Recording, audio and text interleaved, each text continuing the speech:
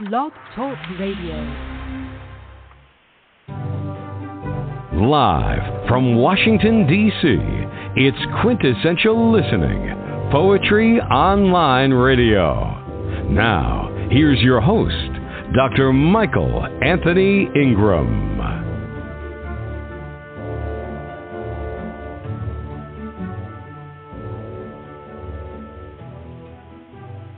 Good evening. Thank you for tuning in. Tonight, my special guest is noted poet Cathleen Cohen.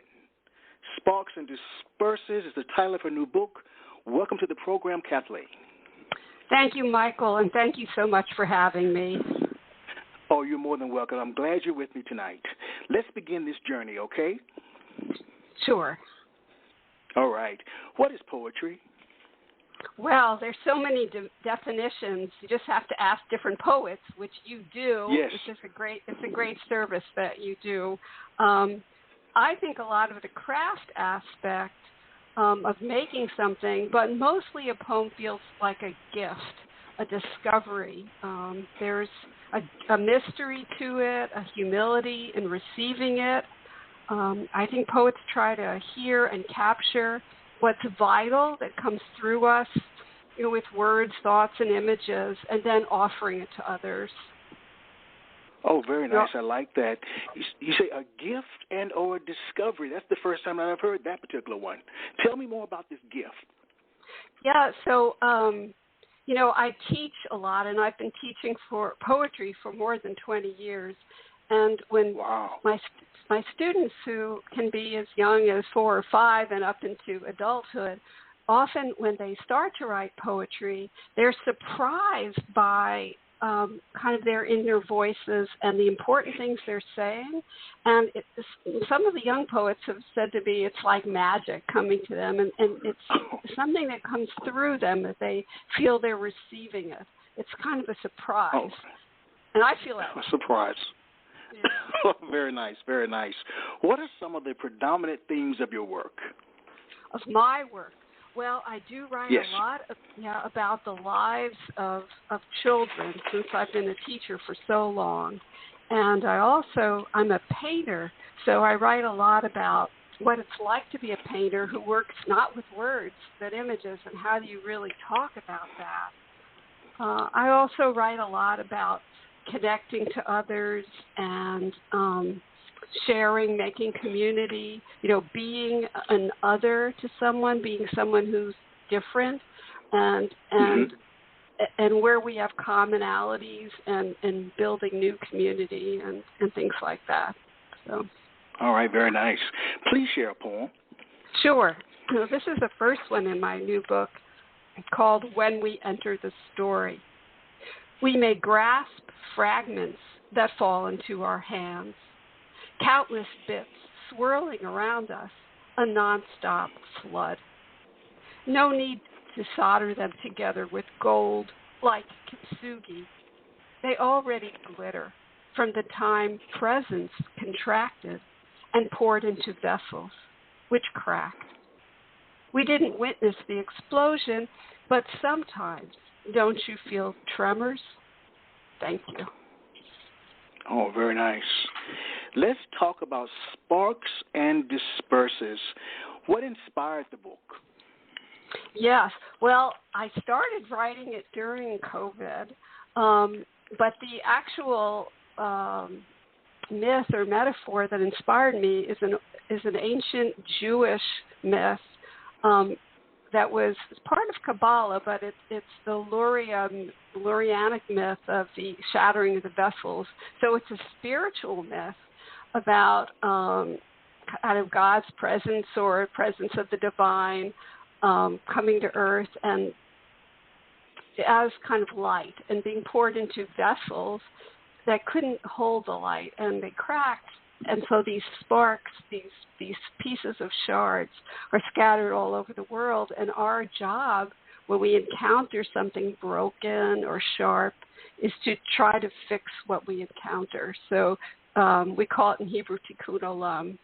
So that is kind of the central idea of the title, and also in that first poem, and kind of how it applies to life. the joys of life, the beauty, and also the challenge, especially during the pandemic, right? So yes. Yeah. Oh, wow, very nice. When you write a poem, how does a poem begin for you? With an image, an idea, or a form? It's really a great question, and it varies for me. So sometimes I'll wake up in the morning, I know a lot of the poets you've talked to say this. I wake up in the morning and language just comes to me. Maybe I've had a dream that I don't really remember, but something's working in me, and so I have phrases, ideas, and images. That can happen. But sometimes for me, since I'm a painter, I'll be out painting, and suddenly a poem will come up, and I'll throw down the brush, and I'll run into the next room and go to the typewriter, and go to the computer, and I'm like, okay, I have to do this now. So it really comes to me. It's not like I'm trying to think of something. It's usually received in some way.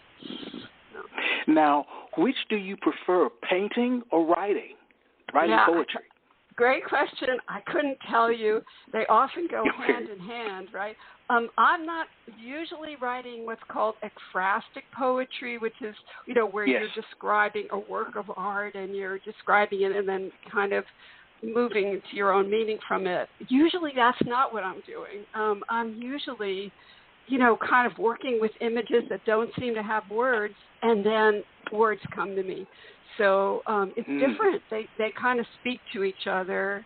And I've even recently given some poetry readings on Zoom where I've shown images while I'm reading poems, which seem to connect, right? Yeah. It also hides me from the public, and that's good too. Okay. As you think about being a poet, what was an early experience where you learned that poetic language had power? You think back in time. Yes. Well, I started writing when I was in 6th grade. I was a new student from our community. Our family had moved to a new town, and I was very, very shy and barely spoke in class. But we had this really amazing teacher, Mr. DeFalco, and he was into the arts. So he would have us do things like, we lived outside of New York City. We'd go take field trips to the Calder Museum and see the mobiles. And he'd have us outside in the winter in the snow with our paints, painting snow paintings. And he read poetry to us every day. And it was something I seemed to have a flair for. So I just was writing my poems. And he called that to the attention of everybody else. And I kind of became known to kids in my class as the poet. So it was a gift to me. I started to come out of my shell. And really, we all wrote poems and shared them, but it was something I could do, So it was amazing to me. So, yeah. All right. Well, please share another poem. Sure. Thank you. So this poem was done during the pandemic. My daughter-in-law, Tiffany, and our friend, Gila, were making beautiful ceramic mural outside. And this is still in process, but we were standing out in the winter in the cold making this mural. So I wrote a series of poems about this. This first poem is called Else We Be Scattered. We're fabricating a mural outside the house, not a tower or venture into the clouds. This isn't hubris. We know the earth is not of one language, and what we construct from old toys and cracked dishes will tell stories no one can read completely. It's not decoration. We roam the city, picking through jumble sales and trash, rescuing soup bowls that teeter on curbs. One family sets out a box of ceramic amphibians. Their son confides they're moving in with friends and can't keep these glowing dark frogs. So we lug treasures back, contorting our spines. Will these creatures be content to nest in the shattered shoals and tides of our designs? Will they add to the syllables, phrases, and words we need to teach ourselves? Thank you. Your work, in my mind, is about emotion. Mm. Can someone be called a poet if they don't feel strong emotions? I think so, but I think Tell me that more. I think there's a lot of craft. People can write very intellectual poems or logic poems where they're asking cognitive questions or even just describing the world around them. But I think we relate best to poems which show the emotion of the poet, where we can really connect to them. Those are the poets I love, so. Well, I know that I already connect to you, and I'm glad that you're here with me. Now, what is the relationship between your speaking, because there's a vibrance that comes across when you're reciting your work. What's the relationship between your speaking voice and your written voice? Oh, good question. Speaking, so we're in conversation with others and we're listening, and often when I'm in a crowd or even a group, I don't say a whole lot. My children would tell you differently, but but I tend to really want to listen and speak pretty quickly. But when I'm writing, there's a lot more space, and silence and time for things to come through. So it's more thoughtful and there's more mystery to it. And I don't have to have a right answer, or try to be wise or anything like that. I can just kind of, I think that's probably the truth of it. I don't have any roles I have to pretend to fulfill, right? So, Isn't that a wonderful thing about poetry, that you can be whoever you want to be? Yeah. I think that's just so powerful. So powerful. You can be high or low or whatever it is you want, that you feel like being at that particular time. And it's a beautiful thing. Agreed. I agree. All right.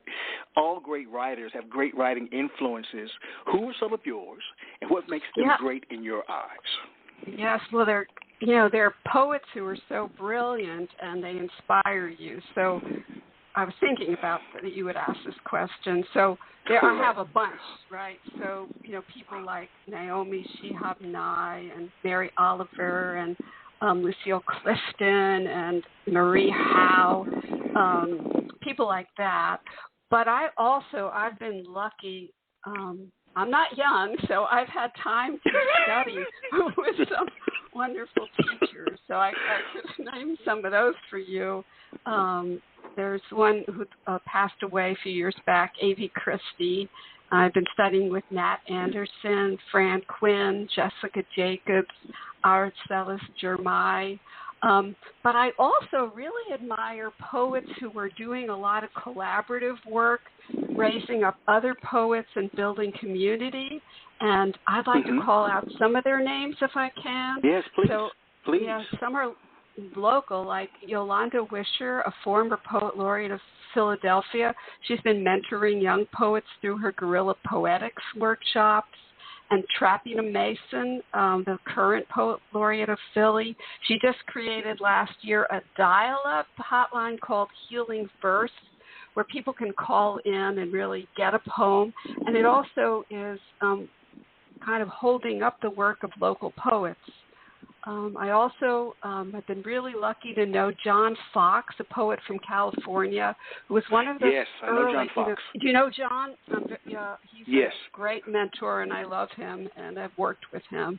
He got some of our We the Poets program started here in Philly, really supported us and gave us a grant in early years. Oh, wow, and then, very nice. Yeah, and I've been really lucky to work with so many talented poets at our nonprofit called ArtWell.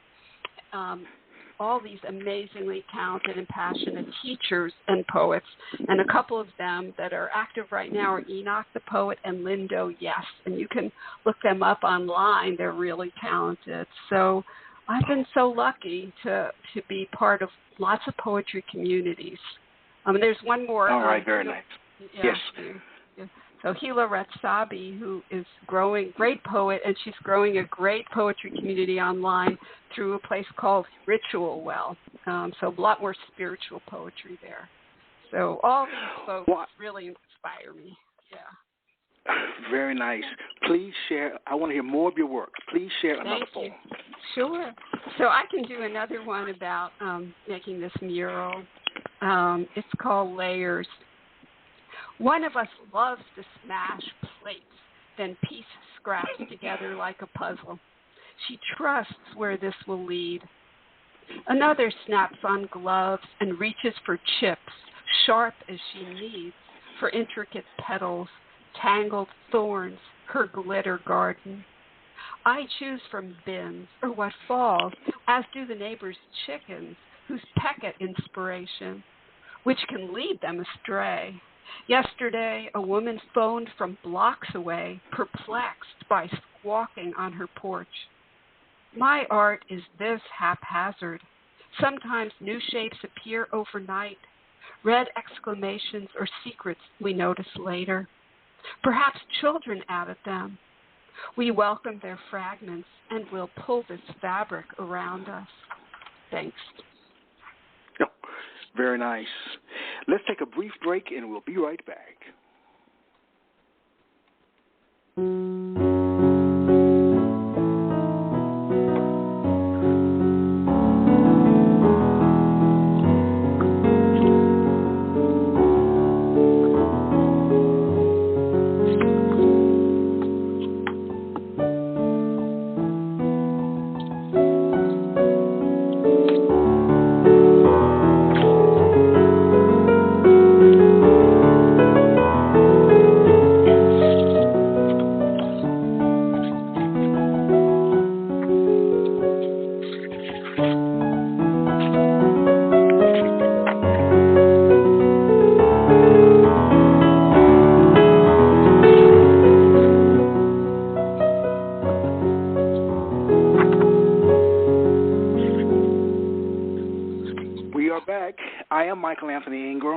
I'm here with Cathleen Cohen. Kathleen, question for you.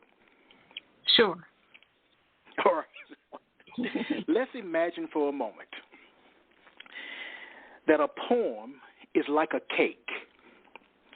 What are some of the prevalent ingredients that would go into the concoction that we call a cake?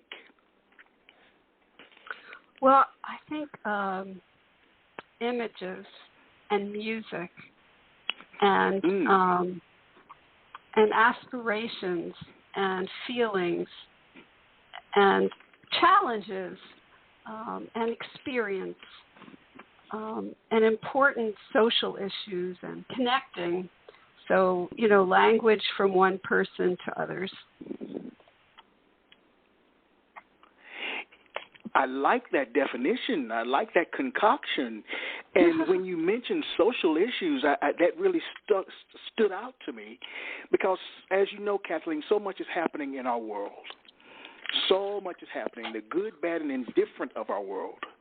What is the role of a poet in modern-day society? Well, I think, a poet can definitely function on an intimate level, where you can touch from your experience and your questioning into the deep heart of someone else. So there can be that intimate connection, which is really important, ways to help us learn as listeners or readers about how poets are living, their experiences or challenges, or, their suffering, their joys, their lessons can help us live our lives. They can, help us dream and offer solace to us, help us hope and create. But also they can, shine a light on what's happening and really lift up issues that are so important, cultural, social issues, issues of justice and injustice, issues so big in the world today. So that is something very important. So I think that that's essential. And I think sometimes poets can do that kind of almost in ways that are better than other ways. There's something so focusing and so kind of personal and deep about the way poets write. So, yeah, that's what I think that. I know that I'm moved sometimes. I mean, we all read the news, we listen, but sometimes poets can bring us to more commitment almost. Well, one of the issues that we've all been faced with has been the pandemic. How did your writing change during that time? And it's still going on, but how did your writing change?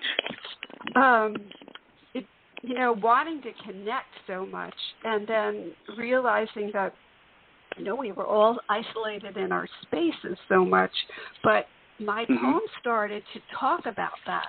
So both appreciating all the beautiful little moments and little things, being very happy with just, a phone call or connection in a day. Yes. So my writing would reflect those small things, but also lots of dreaming and lots of kind of finding solace and learning. I studied a lot. I started teaching adults for the first time because I'd been just, teaching children. And so, so my poetry changed as I suddenly had to study and learn as I was teaching, right? So it changed my poetry quite a bit, I think. Yeah. What do you think you learned about yourself with those changes?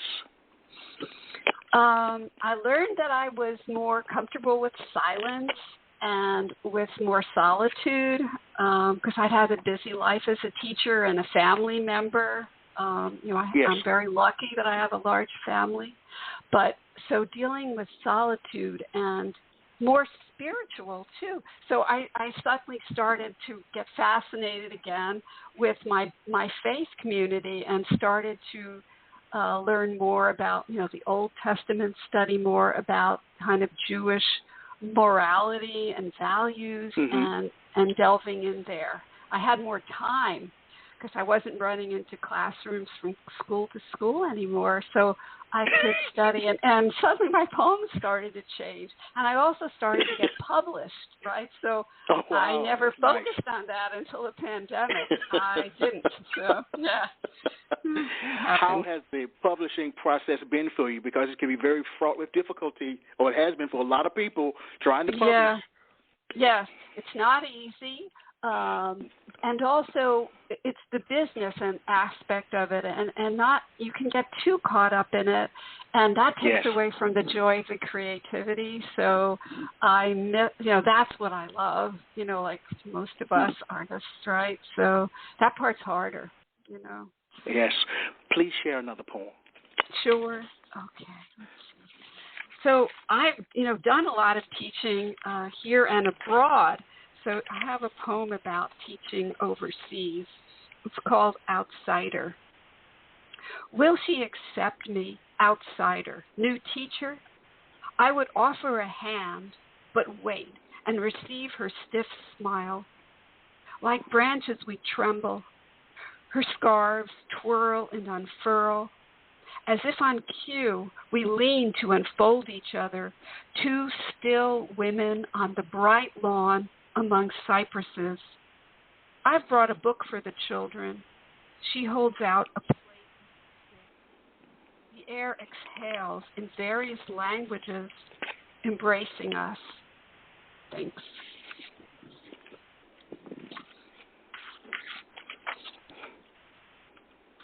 Very nice. As you think about writing, and we talked briefly about creativity and joy, does writing energize or exhaust you? Energize for sure. Well, certainly when you begin, it is very exciting to suddenly have language come through you and feel like a voice is speaking through you. And then the editing process is not as, much about discovery in that way. Suddenly you are thinking differently, and it can be a different kind of work, but I usually don't do it the same day. I'll do it another day or over a course of several days. And, lately I've been embracing that a lot more, so it's an opportunity to think and study and do some due diligence. Like if a word comes to me and I'm not sure I really understand all the meanings of that word, I'll look it up. I'll do more, more of that background work. So it does energize me, and then it feels like a wholeness descends afterwards. Like if I can write a poem one day or work on a poem or do some painting, that's a good day. No matter what comes out of it. It might be a poem that ultimately I think fails, but that practice of concentrating and meditating and focusing is really healthy. So, in general, I walk away calm. Well, some poets claim that a poem is like a living creature. Once it's out there, there's not much you can do to correct or improve it, while others edit meticulously, not leaving much from the original draft form. What is your take on it? I think it can be a bit of both. Sometimes it does feel like a poem comes through and it just wants to be done. But I'm very happy to be in conversation with it later. When I think about it later, because it's then to communicate with others. So maybe I need to explain something or say it in a different way or wonder what I really was saying in the first place. So I'm happy to work with it, and I need to do that more, I think. Has a poem ever humbled or frightened you? Yes. What was it? When did it happen? And what did you do afterward? That's my question. Yes, often that does happen. It often happens, especially like when I'm trying to talk about an experience which I share with others. So if I want to report on an event that happened, both being kind and compassionate and very open about what really happened. So I don't want to ever hurt anybody else, even imply that in a poem. So that sort of thing can make me feel very humbled or, it can be frightening sometimes. But, but taking a risk is a way to learn. And so yes, I will do that. I definitely will do that sometimes. Sometimes when I'm talking about spiritual matters where I'm not really sure what I think or feel, that can be really humbling and lead to a lot of discovery for sure. Yeah. It sounds like you know yourself. Yeah. Hopefully learning to know myself. Please share another poem. Yeah, this is a poem like that, okay? It's called Dust. I abandon my desk, twist down the stairwell and out to the street into a nearby church, which hosts Tibetan monks.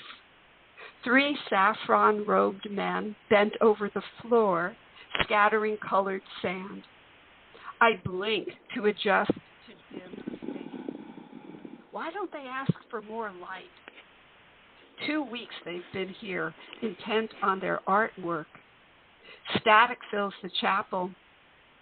Are they whispering, praying? Or is this the rasp of their sticks dispersing dust? Oceans form, storms, fanciful creatures, desires, all needing to be noticed or made pure. Fringed flowers, vines, yellow tongues, secret doors. I often return, but can't bring myself to that last ritual, that final day. I hear that local children arrive and bring brooms. Everyone stands in a circle and chants until one monk breaks the mandala with his thumb. This signals a great collecting of dust into jars, carried to the river and cast to widen the blessing.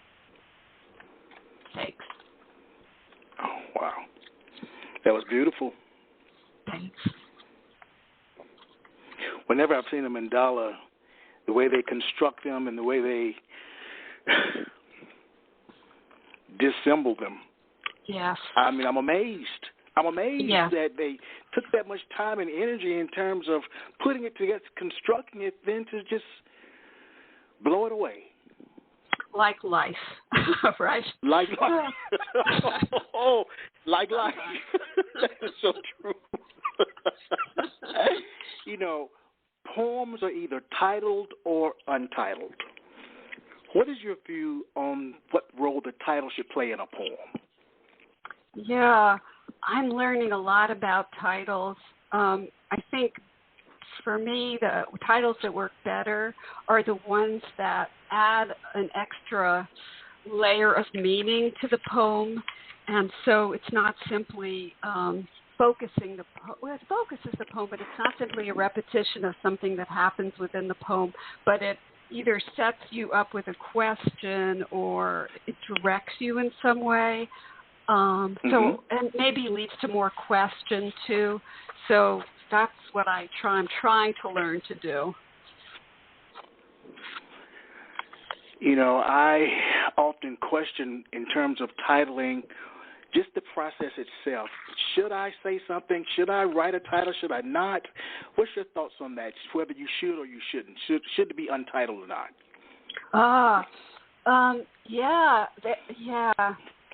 I try to title them. Sometimes they're part. You know, poems are in sections, and so I've written poems like that. So I don't title each section because they just seem to flow one to another. I don't know if you've had that experience. Yes. And then yes, it doesn't seem like you need a title so much, you know. But otherwise, I'm trying for titles. How about you? The same way. The same way. You know, Kathleen, they say that to see the world with complete honesty, one should look to comedians, artists, musicians, and poets. What do you think emerges naturally from your work? What emerges from you? I think, you know, honesty ultimately, and, you know, I think a desire to communicate and connect, and I think appreciation for the beauty of this world, and hopefully clear eyes on reporting about the things that are real challenges, you know, being able to have a range and to be honest that way, you know. But very nice. Yeah, mostly. I like that. It sounds like connections are very important to you. Yes. All right. Please share another piece. Sure.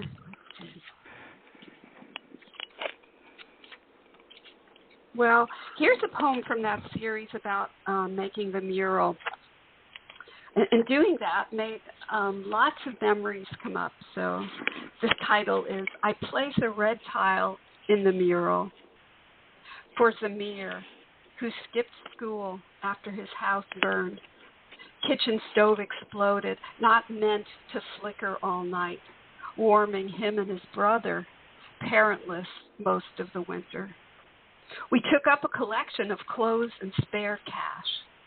Zamir returned, sobbing, striking out at older boys, inviting beatings, followed by foster care in another part of town, another school. How I miss his gap-toothed smile, his pride upon learning to read. We'd hunker in back of class, sounding things out. Thanks.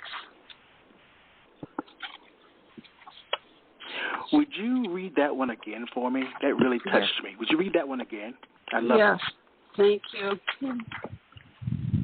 I place a red tile in the mural for Zamir, who skipped school after his house burned. Kitchen stove exploded, not meant to flicker all night, warming him and his brother, parentless most of the winter. We took up a collection of clothes and spare cash. Zamir returned, sobbing, striking out at older boys, inviting beatings, followed by foster care in another part of town, another school. How I miss his gap-toothed smile, his pride upon learning to read. we'd hunker in back of class, sounding things out. Wow. I don't know.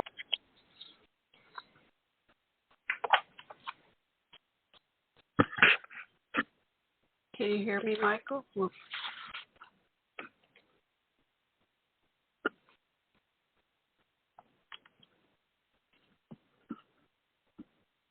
Blog Talk Radio. Welcome to Blog Talk Radio. Please hold and you will be able to listen to the show.